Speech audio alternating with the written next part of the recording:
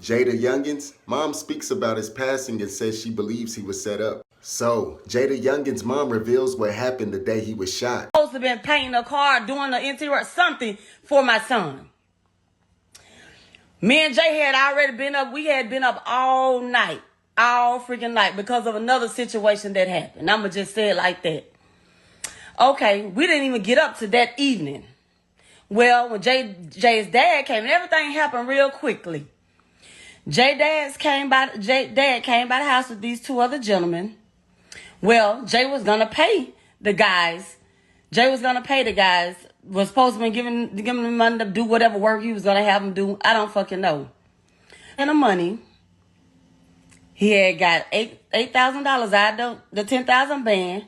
He left $2,000 sitting on the bed. He had told me he was finna, pay the guys. He was finna holler at his daddy for a minute. Okay.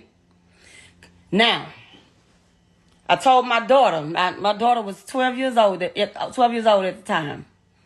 Jay went outside with his dad. All this happened real quickly because Jay wasn't even outside 20 good minutes.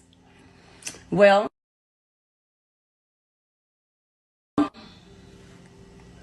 I told my daughter, excuse me, someone's calling me through Messenger. I told my daughter to go get the mail out the mailbox. Well, my daughter went. Jay, his father, and the two other gentlemen, all four of them were sitting on the porch. My daughter went out there, got the mail. She came back in the house. When she came back in the house, I met her at the door, was getting ready to walk up the little stairway. Within that brief time, by the time we hit the front room, all I heard was doo. And I just looked, and I immediately took off running to the side door. Well, by the time I made it to the side door, my son was already coming through the motherfucking door.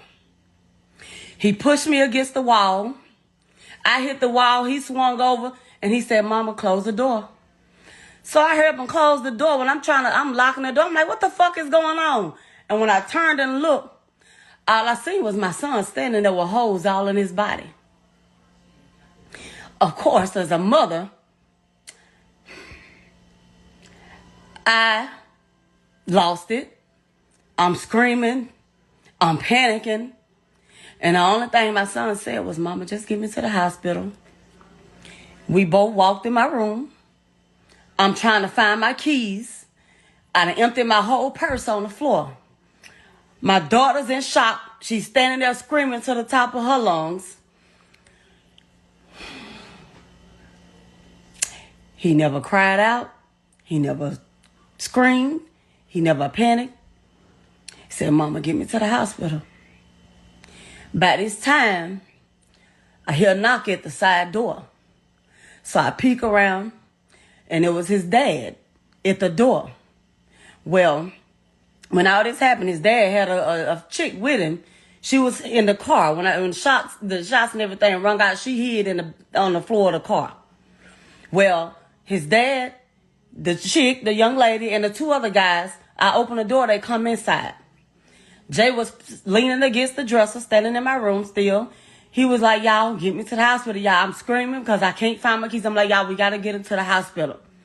Well, Jay walked away from my dresser, and then by this time, he just kneeled. He took a knee on the floor. He was like, "Y'all, come on, get me to the hospital." And he just laid out on the floor. So, I'm screaming. And I'm going to say this. This is what the fuck y'all don't know. And y'all, people wonder why I went silent after my son's death. My son laid out on the floor. He's dead weight. I couldn't pick him up by myself.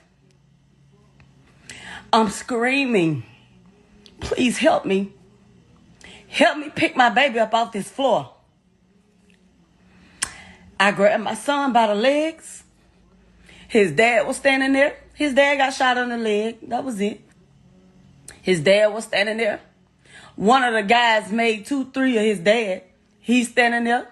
The other white man that was with him, he just pacing back and forth. They just stood there and looked at me without a care in the fucking world. Not one of all three of them fucking men helped me pick my boy up off that floor.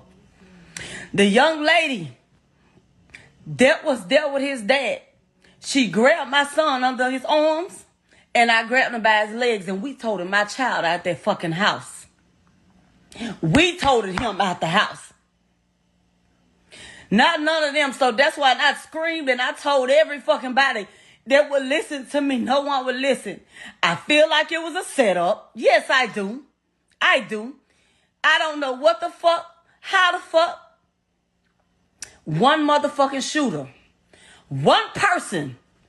How the fuck would he knew, like, in a matter of 15 minutes to come to my house and do all this?